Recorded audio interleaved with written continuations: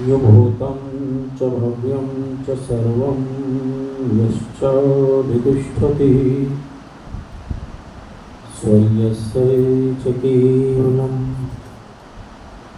तस्मै ज्येष्ठाय ब्रह्मणे नमः। ओम शांति शांति शांति।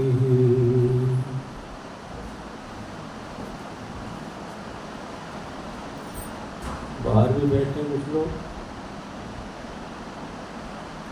बाहर वालों का आवाज ठीक आ रही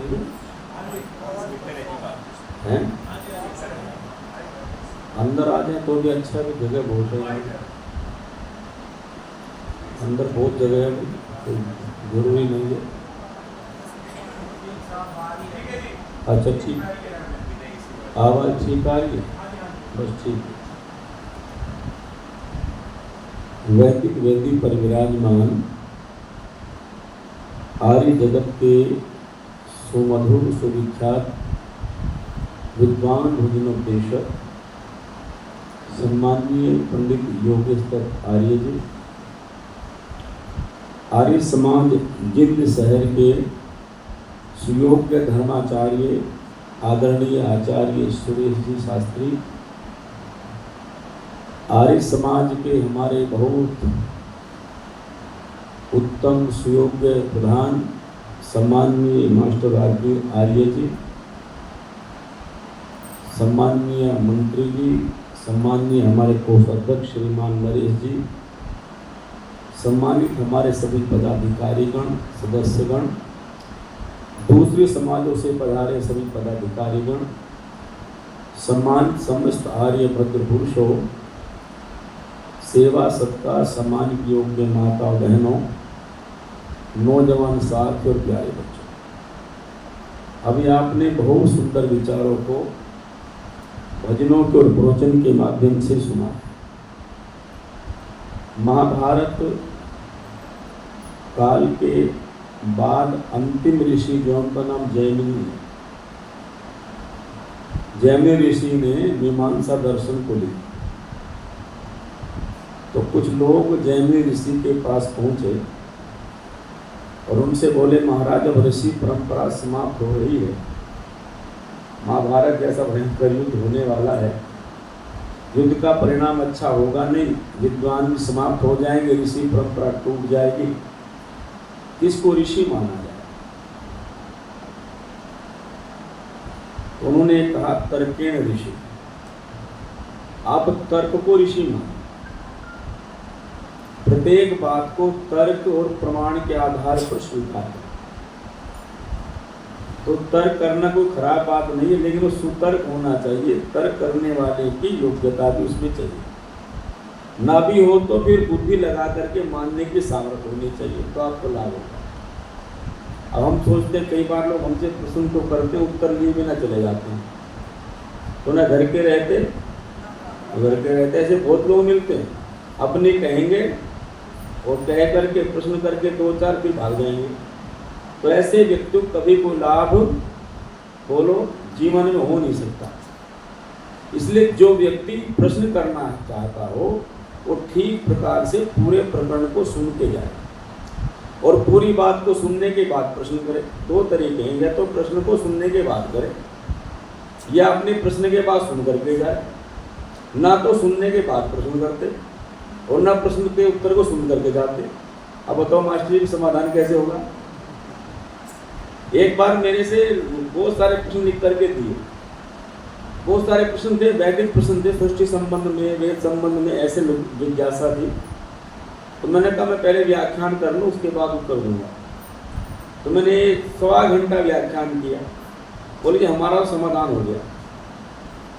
तो व्याख्यान सुनने से भी प्रश्नों का आचार्य जी समाधान हो जाता है, लेकिन जिनको ना समाधान करना ना कराना, तो क्या करके व्याख्यान का बेड़ा गर्क करना, उनसे तो भैया भगवान बचावे, सीधी सी बात है। इसलिए यदि किसी जिज्ञासाएं हो ना तो दो तरीके अपनाओ। क्या काम है?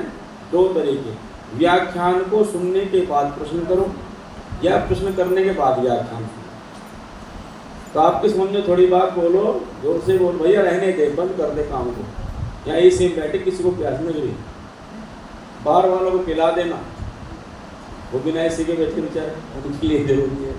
हाँ बस व्याख्यान के मध्य में ये सब बातें नहीं, पहले से तैयार होकर बैठना चाहिए।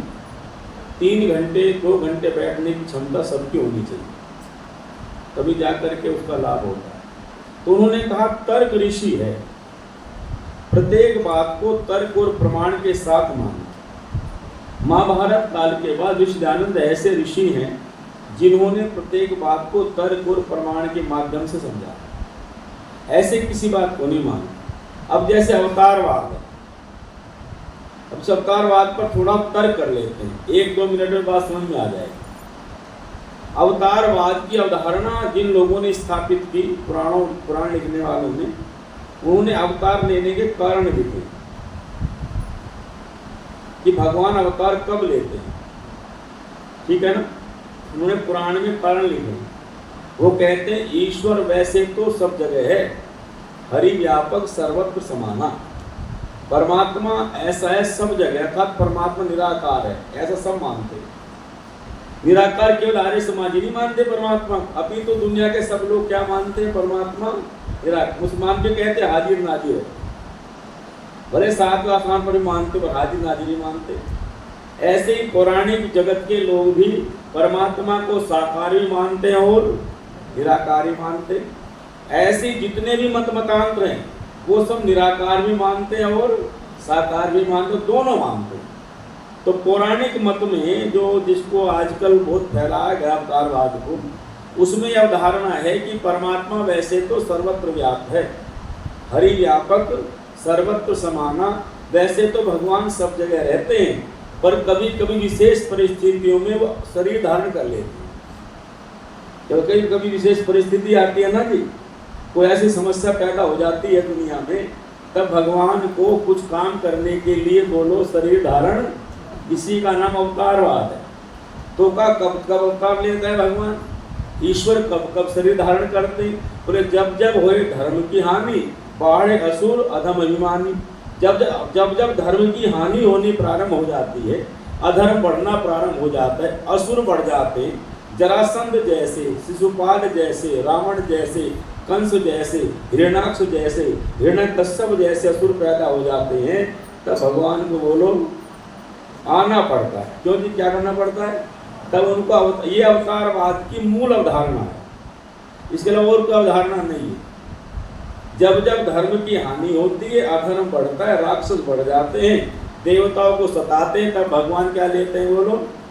अच्छा, किस लिए लेते हैं, रावण को मारने के लिए। सुनो ध्यान से, जरासंध को, आपका ध्यान मेरे तरफ नहीं है, जरासंध को मारने के लिए। अब सबका ध्यान मेरे तरफ, मैं टोक दूंगा वहीं, यदि आप भागोगे तो। हाँ, सीधे सीधे यहीं पर रहना सब। जरासंध को मारने के लिए, कंस को मारने के लिए, शिशुपाल को मारने के लिए ईश्वर को बोला अवतार। सीधी बात समझ में आ गई। अब मैं आपसे पूछता हूँ, शिशुपाल को, जरासंध को, रावण को मारना बड़ा काम है या इस ब्रह्मांड को रचना बड़ा काम है? जल्दी जोर से बोलो, तर्क लगाओ, बुद्धि लगाओ, बोलो बड़ा काम कौन सा है? ब्रह्मांड को रचना। अच्छा मुझे बताओ, सूर्य के, चंद्रमा के, इस ब्रह्मांड के सामने उसकी कोई औकात है रावण कुंभकर्ण की?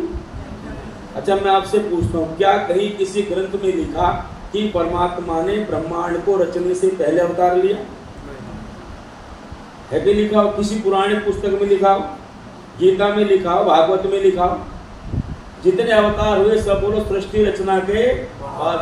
अर्थ यह है जो परमात्मा बिना हाथ पैर के, जो निराकार परमात्मा निराकार स्वरूप से सारे ब्रह्मांड को रचता है, सारे ब्रह्मांड को धारण करता है, सारे ब्रह्मांड का पालन पोषण करता है, सबको कर्मों का फल देता है, और सारे ब्रह्मांड की बोलो प्रलय भी बिना शरीर धारण किए ही कर देता है। रावण को मारना उसके सामने कौन सी बड़ी बात थी?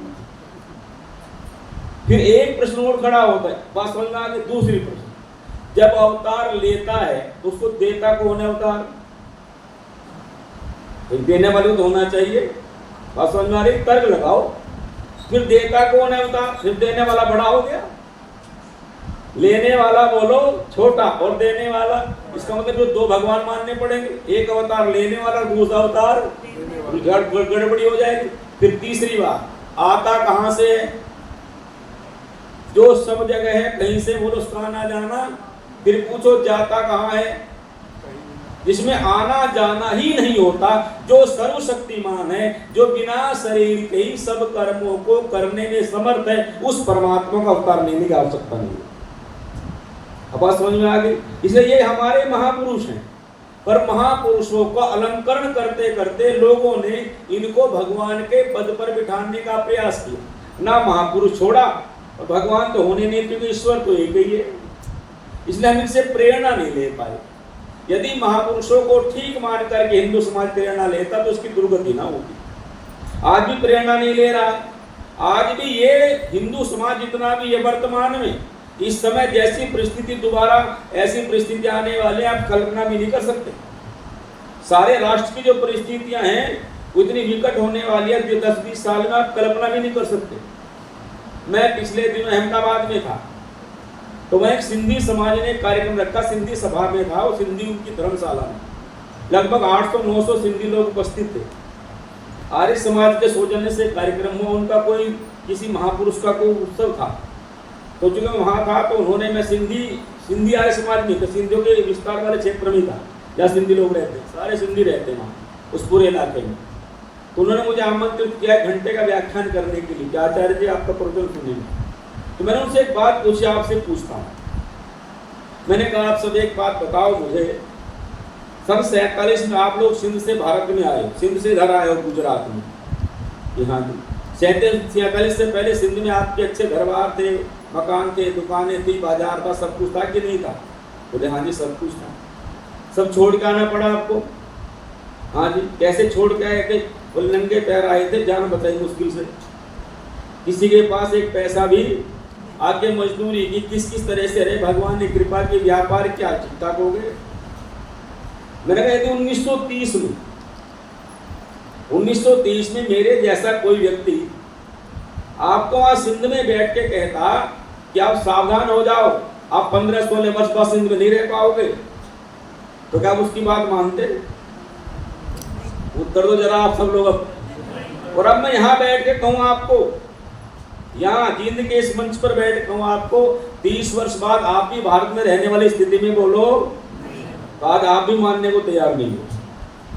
इसलिए आज आप छोटे छोटे मुद्दों पर, छोटी छोटी बातों पर आपस में विद्वेष किए बैठे हो, और परिणाम ये आ रहा है कि आपकी शक्ति कमजोर होती जाती है।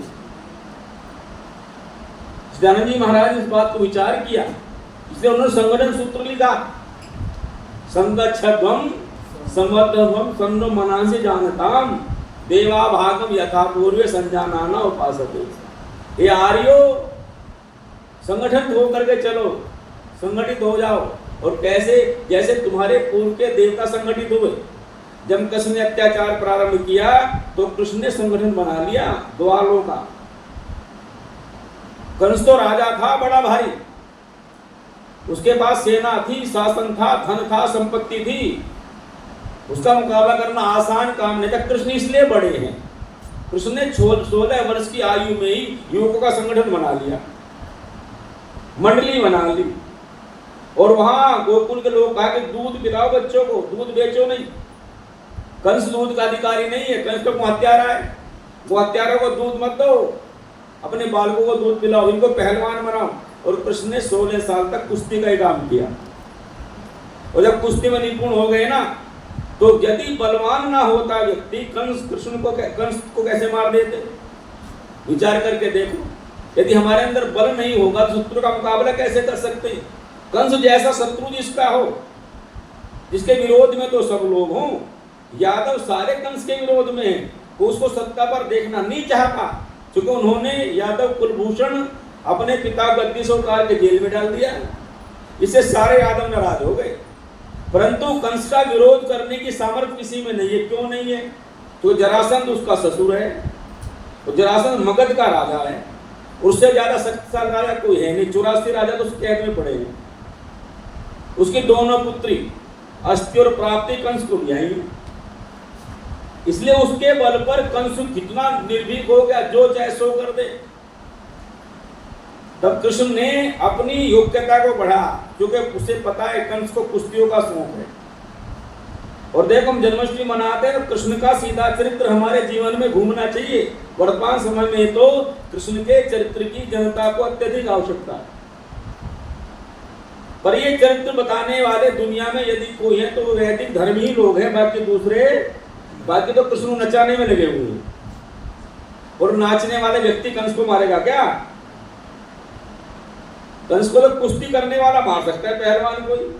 जो बाबूजी है कि नहीं बात? पहलवान को पहलवान मारेगा, नाचने वाला मारेगा पहलवान। कंस तो दूध पीते हैं, घी खाते हैं, मक्खन खाते हैं, अपने आप को कुश्ती में निपुण कर लिया। और जब अखरोट जी लेने के लिए आए बलराम कृष्ण दोनों चले गए मथुरा। और जाकर के जैसी मथुरा में प्रवेश किया तो कंस तो बुलाए थे मारने के लिए दोनों को। तो उसके बड़े पहलवान थे ना, पहले उनको तैयार किया, चाणूर को और दूसरे मुष्टिक को, और एक हाथी था बहुत बलवान उसको। तो मुष्टिक और चाणूर दोनों को कंस की सभा में मारा, कुश्ती में मार दिया। और जैसे चाणूर मरा, मुष्टिक मरा पड़ा है, जनता में हाहाकार मच गई और खुश हो गए लोग अंदर अंदर, बोले अब हमारा तारणहार आ गया है, अब कंस को मारने वाला। और दौड़ करके कृष्ण ने देर नहीं लगाई, कंस को सिंहासन से बालों से पकड़ के पटक दिया, छाती पर चढ़ के बैठ गया। और वही कुश्ती में नीचे उसका वध कर दिया। जैसे ही वध हुआ तो किसकी जय जयकार बोलने लगे लोग। पहले किसकी जय बोले, जल्दी बोलो। पहले बोल रहे थे कंस की जय, और अब जोर से बोलो किसकी जय। क्यों? याद रखना, दुनिया में बलवान के जय होते, कमजोर के जय नहीं होते। कमजोर को जय करता है जी, जब भी होती है बोलो अभी सत्ता बदल जाए, किसकी जय होगी? फिर जो सत्ता में आ जाएगा। अब किसकी जय? जो सत्ता में है। बलवान की जय होती, और जैसी कृष्ण की जय, कृष्ण का त्याग दे, कृष्ण का जीवन दे, जैसे ही कृष्ण की जय, कृष्ण को लोगों ने कंधे में उठा लिया। कंस मरा पड़ा है, जो कंस के पक्ष से थे वो भी किसकी जय बोल रहे हैं। आपने देखा, राजनीति देखते हो, राजनीति का रोज देखते हो, जो नेता बने लोग उसके पीछे चल पड़े। बोले जी पहले नेता कौन था? बोले वो तो हार गया, जीते हुए के साथ चलेंगे। और जैसे ही कंस को, कृष्ण को कंधे में उठा लिया, जय जयकार हुई पूरी मथुरा में। और अब सारे या तो कृष्ण के सामने हाथ जोड़े खड़े, और क्या बोले? बोले भैया अब राज करो, तुमने हमें कंस से निजात दिला दिए, दुष्ट से, अब हमारा जीवन कल्याण में हो जाएगा, अब शासन करो तुम। उग्रसेन भी हाथ जोड़े खड़े हैं, नाना भी। कृष्ण ने कहा नाना जी राज तो आपका है, हमें राज नहीं करना, राज तो आपको करना है, ये प्रजा आपकी है, आप धर्म पूर्वक शासन करो। और कृष्ण ने अपने नाना का राज्याभिषेक कर दिया। और फिर कहने लगे हम जा रहे हैं पढ़ने के लिए, कंस के कारण से हम विद्या प्राप्त नहीं कर पाए, हम वेद नहीं पढ़ पाए, हमने आर्ष ग्रंथों को नहीं पढ़ा अभी तक। और वहां से सीधे संदीपन के आश्रम में चले गए, उज्जैन में क्षिप्रा नदी के तट पर, और विद्या प्राप्त की। विद्या प्राप्त करने के बाद अब कृष्ण कितने बड़े विद्वान थे इसका पता महाभारत में चलता है। कहाँ चलता है? जब युधिष्ठिर राष्ट्र यज्ञ किया तब पता चलता है। युधिष्ठिर ने, पांचों पांडवों ने खांडव वन को काटकर इंद्रप्रस्थ बसा लिया, और खांडव प्रस्थ भी काटने का काम, इंद्रप्रस्थ बसाने का काम भी कृष्ण ने करा खड़े होकर के। और वहां जब वो सुंदर भवन बन गया, राज्य स्थापित हो गया, व्यापारी लोग व्यापार के लिए आ गए, धीरे धीरे हस्तिनापुर के लोग भी इंद्रप्रस्थ में बसने लगे।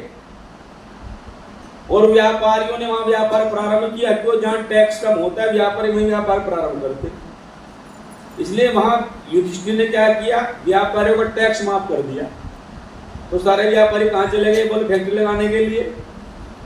जैसे उत्तराखंड जब बना ना, तो उत्तराखंड में व्यापारियों का टैक्स माफ हो गया, 5 साल की फैक्ट्री, तो सारी फैक्ट्री लगी नहीं लगी? दुनिया भर की फैक्ट्री होगी उत्तराखंड में, बेरोजगारी खत्म हो गई। तो जहां जहां सरकार व्यापारियों पर टैक्स कम देगी वहां व्यापार जो बढ़ता चला जाएगा। युधिष्ठिर ने यही किया, टैक्स कम कर दिया। वहां हस्तिनापुर में टैक्स ज्यादा था, और दुर्योधन किसी बात मानता नहीं था। दुर्योधन जो कहता धृतराष्ट्र को कर देता था। इसलिए जनता दुखी हो गई और वहां की जनता, आसपास जनता जाके इंद्रप्रस्थ में बस गई। अब युधिष्ठिर ने सोचा राष्ट्र यज्ञ करना चाहिए। जब कृष्ण की नीति समझी, ऐसे व्यक्ति को तो समझना चाहिए भारत के लोगों को, और उनकी नीतियों को समझ करके अपने जीवन में धारण करना चाहिए, तब आपका कल्याण होगा। तो कृष्ण भी आए, सब लोग आए। तो कृष्ण कहने लगे युधिष्ठिर क्या चाहते हो? बोले यार राष्ट्र यज्ञ करना चाहता हूं। बोले तुम्हारे यह सफल नहीं होगा। बोले क्यों सफल नहीं होगा? बोले जब तक जरासंध जिंदा है तब तक यज्ञ नहीं सफल हो सकता तुम्हारा, तो तुम्हारे यज्ञ में बाधा पैदा कर देगा। बोले चलो पहले उससे युद्ध कर ले, उसे हराए। बोले तुम्हारे सामर्थ्य नहीं है। कृष्ण कह रहे हैं पांडवों तुम्हारे सामर्थ्य जरासंध को हराने की क्यों नहीं है? बोले जरासंध इतना बलवान राजा है कि जब मैंने कंस को मार दिया उसके बाद 16 बार उसने मथुरा पर आक्रमण किया। 16 बार हर वर्ष आक्रमण करता था, और जब हम उसके आक्रमण से दुखी हो गए, थक गए, तब हमने जाकर के मथुरा छोड़ के द्वारिका बसा दी। इसलिए हमारा नाम तो लोगों ने रण छोड़ रख दिया। क्या रख दिया बोलो? रण छोड़ नाम ही कृष्ण का है कि नहीं है? रण छोड़ने का अर्थ ये नहीं कि रण छोड़ के भागे, माने अपनी सुरक्षा के लिए कभी कभी शेर को 4 कदम पीछे बोलो हटना होता है। ये राजनीति रणनीति है, तो इसलिए तुम नहीं मार सकते उसको। बोले और बोले मैं मेरे पास मारने की तरकीब है जरासंध को, पर शर्त ये तुम मेरी बात मान लो। युधिष्ठिर बोले महाराज आपकी बात कौन नहीं मानता? बोले बस एक काम करो, भीम और अर्जुन को मुझे दे दो और सुबह तक जरासंध को मार के आ रहा।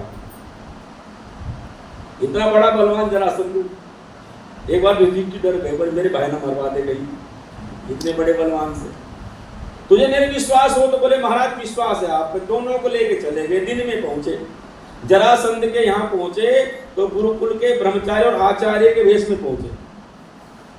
जरासंध ने बड़ा सम्मान किया, अपनी यशशाला में ठहराया।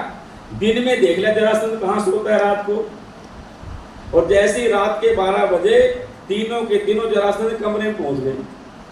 जरासंध जागा, तुम कौन हो? तुम तो ब्रह्मचारी हो, आचार्य हो, यहाँ किस लिए आए हो?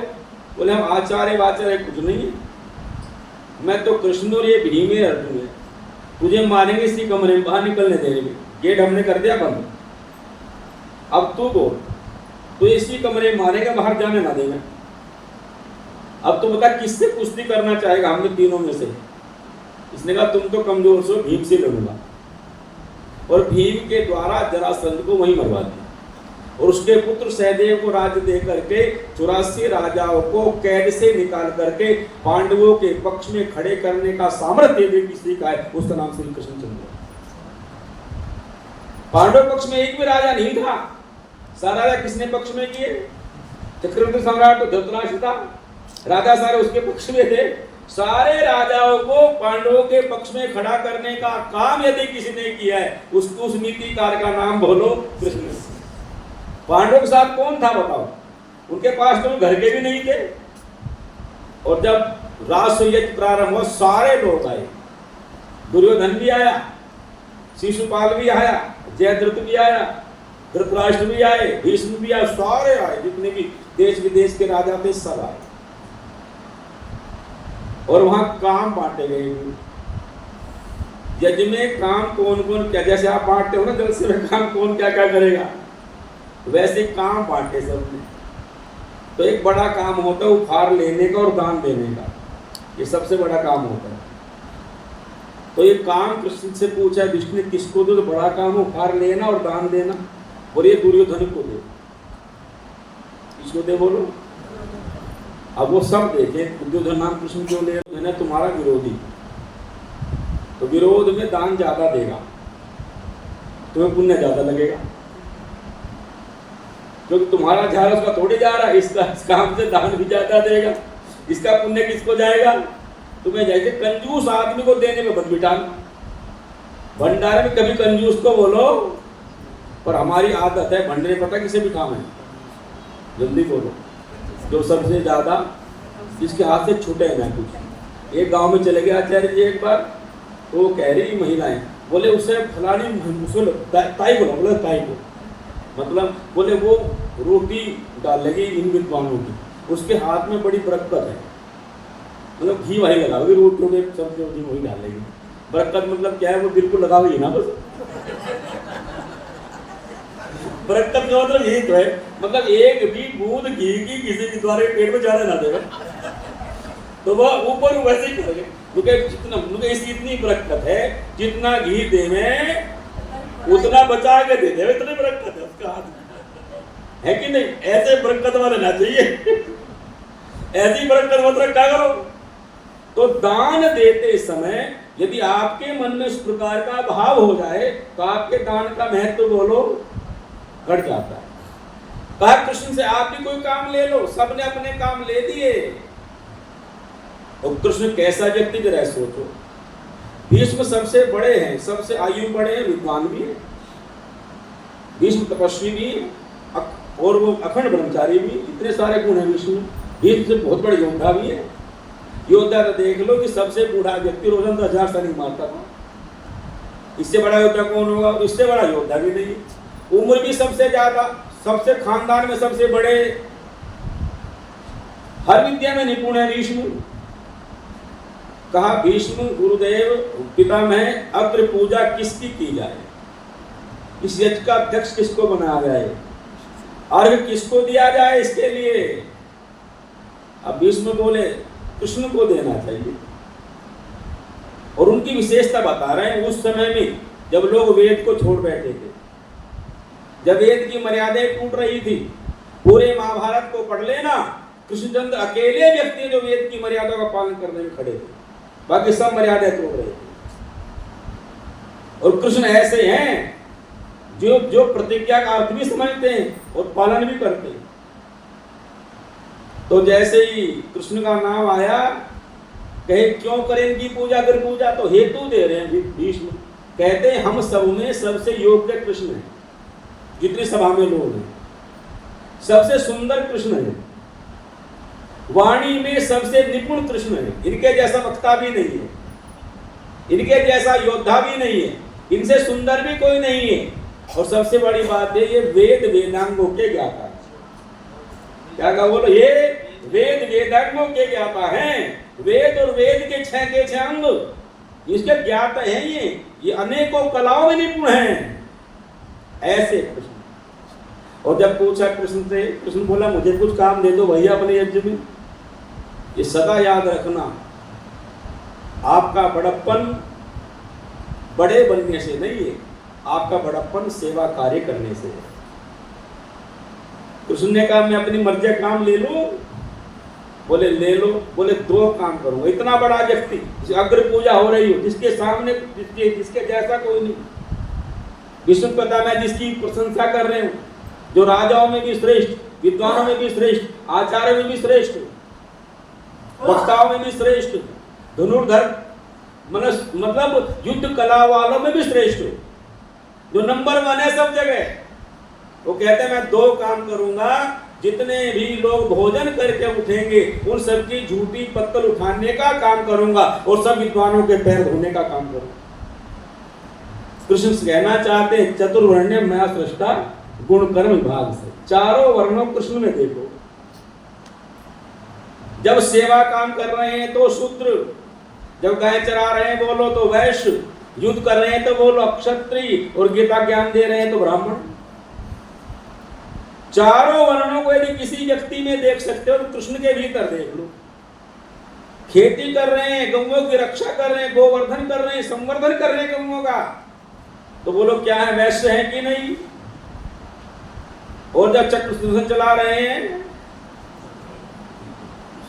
सांप को मार रहे हैं, दूसरे दुष्टों को मार रहे हैं, तब केवल अक्षत्रिय। और जब गीता को उपदेश दे रहे हैं तब वो योगी ब्राह्मण, योगनिष्ठ पुरुष। ब्राह्मण मैंने वह जो ब्रह्म को जान चुका है, ऐसा ब्राह्मण। ब्राह्मण अभी वो ब्रह्म के जानने में लगा नहीं, अभी तो ब्रह्म को जान चुका योगी, ऐसे कृष्ण। और राजनीति के पंडित, अभी मैंने बताया जरासंध को कैसे मार दिया। और वेद की रक्षा करने वाले, देखो दूध क्रीड़ा हुई, जुआ खेला गया और जुआ में द्रौपदी का अपमान हुआ, महाभारत जो नहीं पढ़ते उन्हें अतिशोक्ति में ज्यादा विश्वास होता है। महाभारत में द्रौपदी का अपमान हुआ, बाल पकड़ के जरा वो दुशासन लेके आया, बस। साड़ी खींचने कोई प्रकरण महाभारत में नहीं,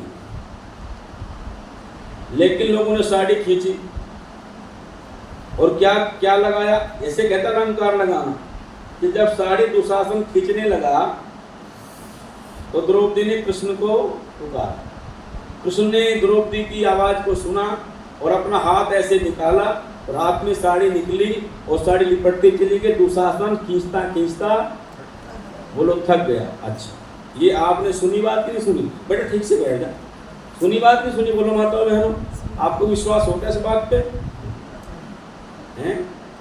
बोलो जोर से। होता नहीं? और कुछ तो बात होगी, कुछ तो कहानी होगी, तभी तो कहानी बनी। मैं सोच रहा था कि बैठा बैठा कि मान लिया यदि कृष्ण जी द्वारिका में भी हूँ, मान लो द्वारिका में हूँ और यहाँ से हस्तिनापुर मेरठ के पास है और यहाँ से द्रौपदी ने आवाज़ लगाई, चलो आवाज़ पहुँच भी गई हो, कैसे दूर जा नहीं सकती आवाज़, पर चलो चली गई हो किसी कारण से, और कृष्ण जी ने हाथ निकाल भी लिया हो और साड़ी निकल भी गई हो, परंतु कहीं रास्ते में पेड़ नहीं आए। क्यों जी? जरा सोच के देखो, पहाड़ नहीं आया, 1500 किलोमीटर दूर से साड़ी आ रही, कोई 1-2 किलोमीटर की बात तो है नहीं। महाभारत में पढ़ना कृष्ण सभा में आई नहीं, कृष्ण वहां थे ही नहीं। हाँ, जब पता चला गंधारी को कि अपमान हो रहा है द्रौपदी का, गंधारी सभा में आए। आज पहली बार गंधारी सभा में ही पहली बार बोली गंधारी। गंधारी ने तो आंखों पर क्या बांध ली थी? बोलो, पट्टी बांध दी थी। बस एक बात कहता हूँ माता बहनों सज्जनों, जो माँ अपने बच्चों की तरफ से आंखों पर पट्टी बांध लेती है, उसके पुत्रों को शकुनी जैसे बहका लिया करती। पिता भी अंधा और मां भी जान करके हो गई, इसका नाम है, इसलिए दृष्टांत कह रहे हैं महाभारत के 1000 वर्ष पहले आर्यों का पतन, वेद की विद्या को छोड़ दिया, अंध परंपराएं प्रारंभ हो गई। अंध परंपरा क्या हो गई? यदि पति अंधा है तो स्त्री भी दुनिया को, ये अंध परंपरा है कि नहीं? शुद्ध परंपरा तो ये होनी चाहिए, पत्नी अर्धांगिनी होती है, मैं तेरी भी आंखें बनूंगी, हे पतिदेव तुम मेरी आंखों से देखना, इसका नाम पतिव्रता धर्म है। पर जब अंध परंपराएं शुरू हो जाती है ना, उसका परिणाम ऐसे ही आता है। गंधारी अंध परंपरा में बह गई, मेरे पति अंधे तो मैं भी दुनिया को, और परिणाम आपके सामने से याद रखना, अपने बच्चों की तरफ से आंखें मत मूंदो। आज हम आंखें मूंदे बैठी हैं महिलाएं, आंख होते हुए नहीं देख रही। 3 साल के बच्चे से मोबाइल छीनने की सामर्थ्य नहीं है मां के भीतर। वो रहेगा, बताओ मुझे ईमानदारी से, तुम गंधारी से कम थोड़ी हो।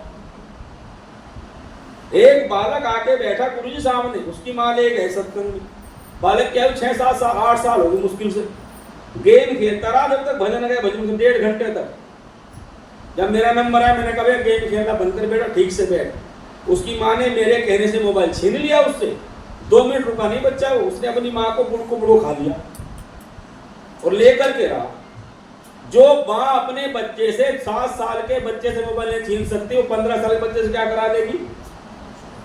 तुम सब अंधी बनी बैठी हो, कड़वी लगे तो लग जाए। विचार कर लो, तुम अपने बच्चों को 5 साल के बच्चों को बस नहीं कर सकते, 15 साल वालों क्या समझा दो बताओ मुझे। लगातार मोबाइल पर लगा रहता, आंख भी खराब, मस्तिष्क भी खराब, चश्मे चढ़ गए बच्चों छोटी छोटी आयु में। और आप लोग सोचते हो निर्माण कर रहे हैं। खाने के मामले में ये जो बच्चा मांगते हैं वही देती है उसको, चाहे वो कच्चा वो खाए दे, वो क्या मैदा की वो बनती है नहीं मोमोज, और आप बड़ी खुश हो जाती हो। इसी का नाम क्या है बोलो? आंखों पर, जोर से बोलो, आंखों पर।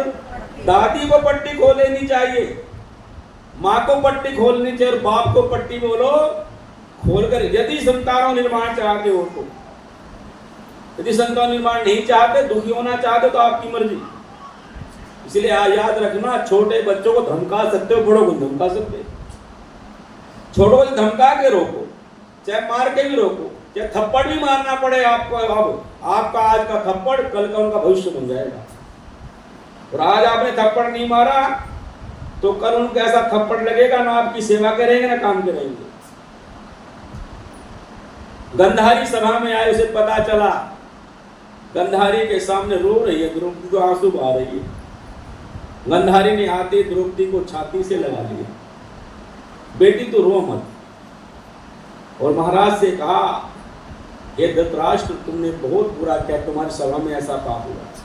तुम आंख से देखते हो तो नहीं, पर कानों सुनते तो हो। तुम्हें अपनी इस पुत्र वधू की चित्कार सुनाई नहीं दी, और दुशासन तू सुन, तूने आज द्रौपदी के बाल नहीं खींचे, अपनी मां के बाल खींचे। और अब मेरा चीर हरण कर, तू अब मेरे बाल खींच। सभा सन्न रह गई। तब वो उस समय उसने रक्षा की, वापस राज दिलवाया, वापस वचन, वो राजा ने उनको वरदान दिए द्रौपदी को, उसने अपना राज्य वापस ले लिया। और वापस जाए रहे तो दोबारा फिर जुआ खेल लिया।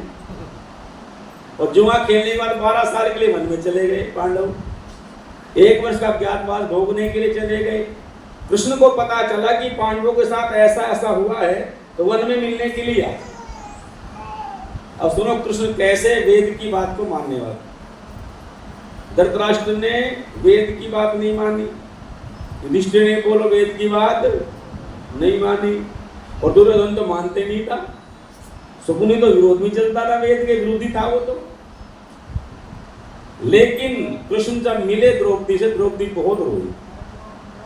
और आज तो द्रौपदी ने कृष्ण के वस्त्रों को भिगो दिया, रोकर कंधे पे से रखते हुए। तो कृष्ण ने चुप किया और कहा, द्रौपदी तू कैसी है? द्रौपदी बोली, जिसका पति युधिष्ठिर जैसा जुआरी हो वो कैसी हो सकती। और कृष्ण मेरे साथ बड़ा अत्याचार हो रहा है, ऐसे अपमान के योग्य में नहीं थी जैसा मेरा अपमान था। मैं कुलवधू थी, मेरे पिता श्रेष्ठ राजा, मैं चक्रवर्ती राजा की पुत्रवधू, और मेरा इतना भयंकर अपमान हुआ।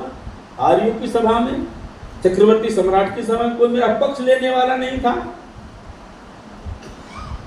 आप ही नहीं आए, आप ही नहीं थे वहां। बोले हे द्रौपदी मैं था नहीं यहाँ। और सुनो कृष्ण क्या कह रहे हैं, द्रौपदी में था नहीं यहाँ, यदि यहाँ होता तो जुआ ना होने देता। और चाहे मुझे ना भी बुलाते तो मैं बिना बुलाए सभा में आ जाता, हस्तिनापुर की सभा पहुंच जाता, मैं जुआ ना होने देता। युधिष्ठिर को भी रोकता, कौरवों को भी रोकता। यदि फिर भी जुआ खेलने से ना रुकते तो बलपूर्वक रोक लेता। तो युद्ध मुझे करना होता पर जुआ ना होने देता। क्यों? जुए का वेद में निषेध है। जुआ का वेद में क्या है बोलो? निषेध है। पर हे द्रौपदी, पाप करने वाले लोग कभी सुख प्राप्त नहीं करते, तू चिंता मत कर। राजनीतिक दृष्टिकोण से कृष्ण कितना मजबूत है। ये तो उसका वैदिक दृष्टिकोण है कृष्ण का, जो कृष्ण बार बार वेद की मर्यादाओं के पालन करने और करवाने में लगे हुए। 11-12 वर्ष का वनवास भोगा पांडवों ने, 1 वर्ष का ज्ञातवास ही भोग लिया। अब जब ज्ञातवास भोग लिया तो अब प्रश्न खड़ा हुआ कि इनका राज्य इनको मिलना चाहिए। तो पंचायत हुई कमल नयन के यहाँ मत्स्य देश में, जहां वो वनवास के अंतिम 13वां वर्ष भोग रहे थे। सिरेंद्री बनकर के द्रौपदी रह रही है, बलना बनकर के अर्जुन रह रहा है, बल्लभ बनकर के भीम रह रहा है, कंक बनकर के युधिष्ठिर रह रहे हैं, और तंतीपाल बनकर के नकुल आदि सहदेव आदि रह रहे हैं, अपने नाम बदल बदल के। देखो जुए का परिणाम, राजाओं को भी पशु चराने पड़े, घुड़शाला की रखवाली करनी पड़ी, दासी बन के रहना पड़ा, महारानी को सुरेंद्री बन के रहना पड़ा। कीचक ने कितनी गलत नजर रखी, और जब कीचक को भीम ने मार दिया ना, तो महाभारत में लिखा है द्रौपदी को भीम कीचक के अर्थी के साथ बांध लिया था। इसको भी जलाएंगे, मुश्किल से छुड़वाए। इतना अपमान, कीचक अपमान कर रहा है जिसका कुलवधू का अपमान कीचक जैसे लोग करने लगे। किसका परिणाम है बोलो? पति के जुआ खेलने का परिणाम। इसलिए वेद में लिखा है ज्वारी की स्त्री कभी सुखी नहीं रहती, ज्वारी का परिवार सुखी नहीं रहता, और ज्वारी कभी भी आनंद में बोलो। ज्वारी थोड़ी देर ही खुश हो जाता है एक आध बाजी जीत के, फिर कहता बाकी दूसरी बाजी जीतूंगा, ऐसे ऐसे सारी बाजी हार जाता है। तो कहा क्या करे, कृष्ण भी पहुंचे, बलराम भी पहुंचे, बोले एक बार संधि प्रस्ताव लेके कोई जाए तो धृतराष्ट्र के पास दुर्योधन को समझाए। सबने तय किया कि कृष्ण को भेजो, सबसे निपुण यही है, बुद्धिमान भी है, बलवान भी है। तो पता चला धृतराष्ट्र को कृष्ण आ रहे हैं संधि प्रस्ताव लेकर के, तो उनके लिए एकदम नगर को स्वच्छ कराया, दुशासन के महल में ठहरने की व्यवस्था कराई, सुंदर पकवान आदि बनवाने प्रारंभ किए, और कई हजार हाथी घोड़े, सोने चांदी के पात्र और पात्रों में भर करके हीरे जवाहरात, ये सब कृष्ण को देने के लिए तैयार किया। कृष्ण आएंगे तो देंगे, क्यों? ये एक प्रकार की रिश्वत है। क्या बोले? एक प्रकार की उत्कुच रिश्वत है, क्योंकि जो दूध आ रहा है, दूध यदि हमारे पक्ष में आ जाए तो हमारा काम क्या हो जाएगा? आसान हो जाएगा। अब कृष्ण चलने लगे और चलते समय दृष्टि से बोले, दृष्टि में जा रहा हूं संधि प्रस्ताव लेकर के, मैं पूरा प्रयत्न करूंगा तुम्हें आधा राज्य मिल जाए, पर यदि आधे पर समझौता ना हो तो कितने पर समझौता कर लूं? बोले महाराज जितना आप चाहो। नहीं ऐसा नहीं, मैं कर लूं आप ना मानो, 5 गांव पर खुश हो जाओगे। दृष्टि बोले युद्ध ना हो तो 5 गांव भी स्वीकार है, युद्ध ना हो तो 5 गांव भी स्वीकार। कृष्ण चल पड़े, और जैसी चलने लगे तो सामने द्रौपदी मिल गई। द्रौपदी बोली भैया मुझे पता चला है आप हस्तिनापुर जा रहे हो। हाँ, संधि प्रस्ताव लेके जा रहा हूं, मेरे बालों की तरफ देखो, मैंने इनको अभी तक बांधा नहीं है, और ये खाली बाल नहीं है, नाग है जो मुझे हर समय डसते हैं। इनको दुशासन ने खींच करके लाए, बालों को पकड़ कर मुझे, मैंने कसम खाई थी उस दिन इनको बांधूंगी जिस दिन दुशासन की छाती का लहू में लगा दूंगी, और संधि हो गई तो मेरी प्रतिज्ञा क्या होगा? मेरी प्रतिज्ञा ध्यान में रख के संधि करना। ठीक है, कृष्ण बोले ठीक है। तब ये कहे कि अभी बंद नहीं हुई थी, बीच में भीम कूद पड़े, बोले महाराज मेरी प्रतिज्ञा है, मेरा भी ध्यान रखना, मैंने कसम खाई थी इस गदा से दुर्योधन की जंघा तोड़ूंगा, दुशासन की छाती का लहू पीऊंगा, और यदि संधि करी तो करोगे तो जरूर तुम, पर मेरी प्रतिज्ञा को ध्यान में रखना। अर्जुन बोला मेरी तरफ देखो, मेरे गांडी को धिक्कारे, मैंने कहा था बदला ना दो। देव कृष्ण की योग्यता देखिए आप, ऐसा अद्भुत व्यक्ति थे कृष्ण, उसकी योग्यता देखिए।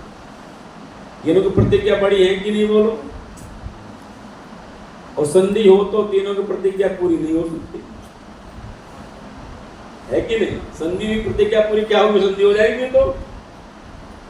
अब कृष्ण का उत्तर सुनो साहब, यह है राष्ट्र पुरुष का उत्तर। राष्ट्रवादी व्यक्ति का उत्तर ऐसा होता है, राष्ट्रवादी ऐसा होता है, और यहां रखा कि फिर अपने अपने राष्ट्रवाद की वो अपनी सुरक्षा करना सब लोग। राष्ट्रवाद क्या है? राष्ट्र के प्रति भक्ति क्या है? राष्ट्र के प्रति समर्पण क्या है? कृष्ण कहते हैं सुन द्रौपदी, तेरी प्रतिज्ञा व्यक्तिगत है, तेरी प्रतिज्ञा व्यक्तिगत है। भीम तेरी प्रतिज्ञा व्यक्तिगत है, तेरी अपनी प्रतिज्ञा है ना। और अर्जुन तुम्हारी प्रतिज्ञा भी अपनी है। यदि राष्ट्र का भला होता हो और तुम्हारी प्रतिज्ञाएं टूटती हो तो भी सौदा सस्ता समझो।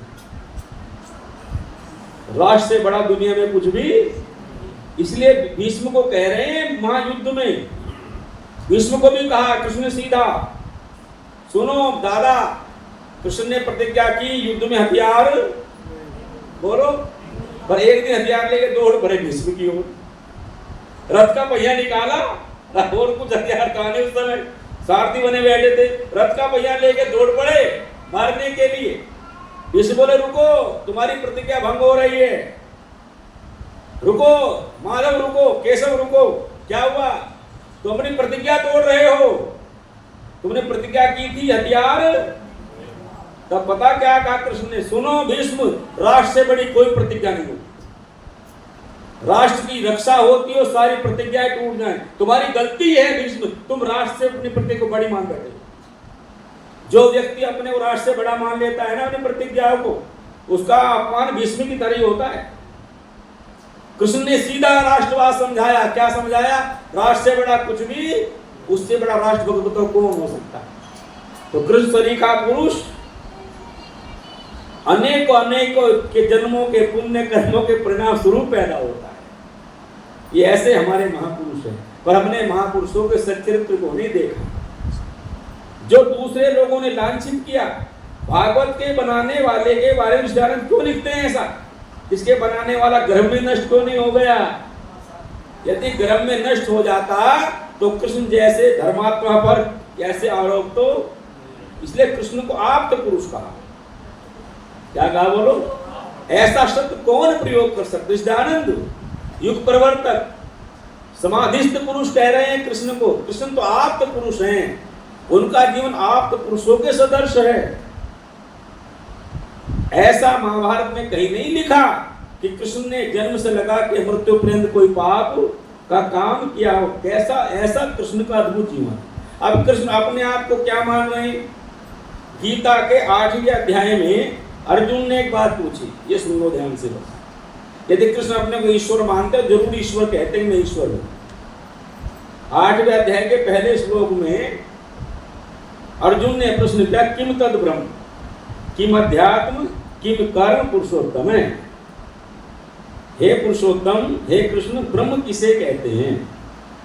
ईश्वर कौन है? और कर्म क्या है? और स्वभाव और अध्यात्म क्या है? 3 प्रश्न पूछे। कौन से? बोलो। ब्रह्म किसे कहते हैं? कर्म क्या है? और अध्यात्म क्या है? तो कहा स्वभाव अध्यात्म। सब मैंने अपना, भाव मैंने अपने आप को जान लेना, अर्थात मैं कौन हूं ये जान लेना अध्यात्म है। एक पंक्ति में मैं कौन हूं, मेरा स्वरूप क्या है। इसलिए नारद कहते शोकम करते आत्मिक। संसार में वही व्यक्ति आध्यात्मिक है जिसने आत्मा के स्वरूप को जान लिया। स्वभाव, मैं, मेरा अपना भाव क्या है? मैं कौन हूं? तो मैं हाथ पैर तो हूं नहीं, हाथ पैर वाला जीव हूं, इसलिए मैं जीवात्मा हूं। ऐसा जिसको ठीक ज्ञान हो जाता है तो समझो अध्यात्म उसने जान लिया। अपने आप को जान लेना क्या है? बोलो। आत्मा और परमात्मा को जान लेना क्या अध्यात्म है? फिर कहा किम तद ब्रह्म, ब्रह्म किसे कहते हैं? कहा अक्षर ब्रह्म। तीसरे श्लोक में उत्तर दिया अक्षर ब्रह्म। अक्षर मैंने जो कभी नष्ट नहीं होता, जिसकी छरंती नहीं होती, जो कभी बोलो बनता बिगड़ता। तो अर्जुन ने कहा मेरे समझ में नहीं आया ये अक्षर कौन है? फिर कहा ओम इतेदम अक्षर। अब देखो दूसरी बात समझना ध्यान से। ओम अक्षर है। कौन अक्षर? बोलो। तो ब्रह्म कौन है? अक्षर। अक्षर कौन है? ओम। तो ब्रह्म कौन हुआ? सीधी बात समझ में आ गई। यदि कृष्ण ब्रह्म होते तो कहते हैं ब्रह्मस्मि। अक्षर ब्रह्म है। अक्षर कौन है? वो ओम इतेदम अक्षर, ओम अक्षर है। इसलिए वेद क्या कहता है? ओम कृतो स्मरे। भाई ओम अक्षर कहाँ रहता? तो वेद कहता है ओम खम ब्रह्म। खम मैंने आकाश और ब्रह्म मैंने व्यापक। ये ओम सब जगह व्याप्त हो रहा है।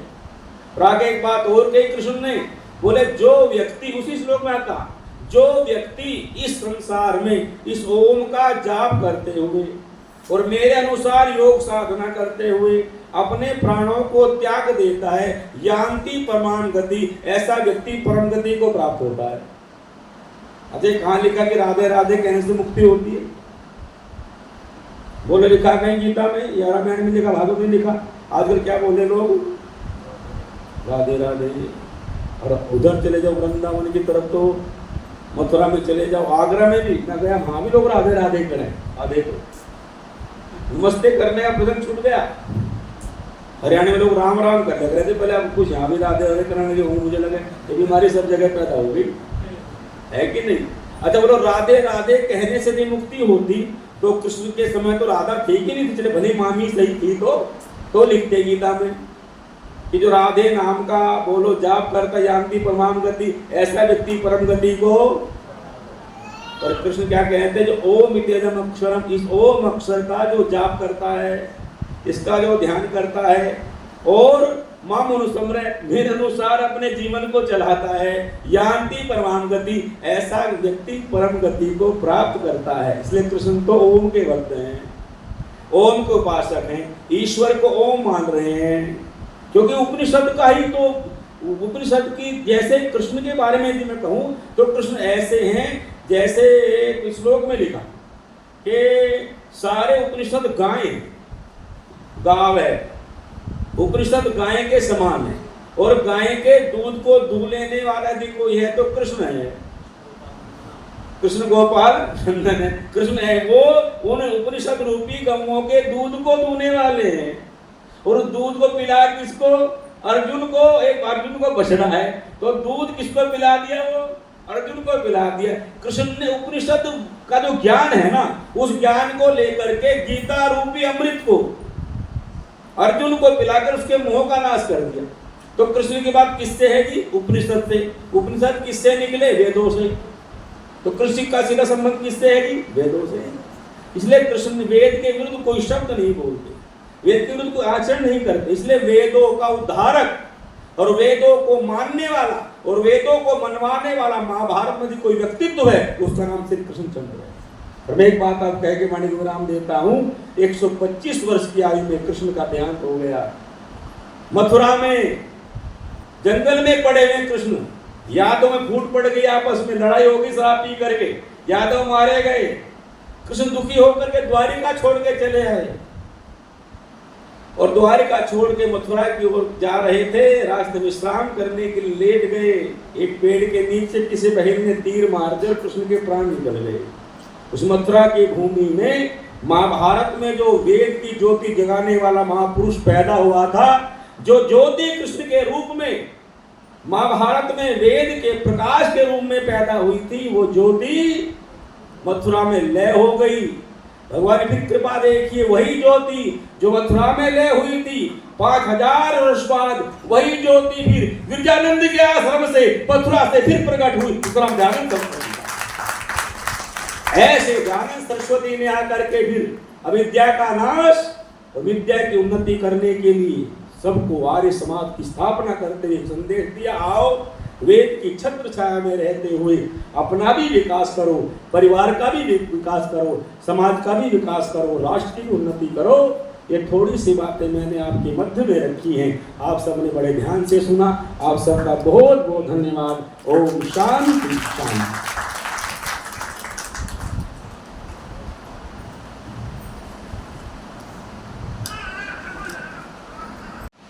प्रातः स्मरणीय थे इस प्रकार के श्री कृष्णचंद्र जी, जिन्होंने जन्म से लेकर मृत्यु पर्यंत कोई पाप न किया हो, इतना सटीक प्रमाण देते हैं श्री कृष्णचंद्र जी के संदर्भ में।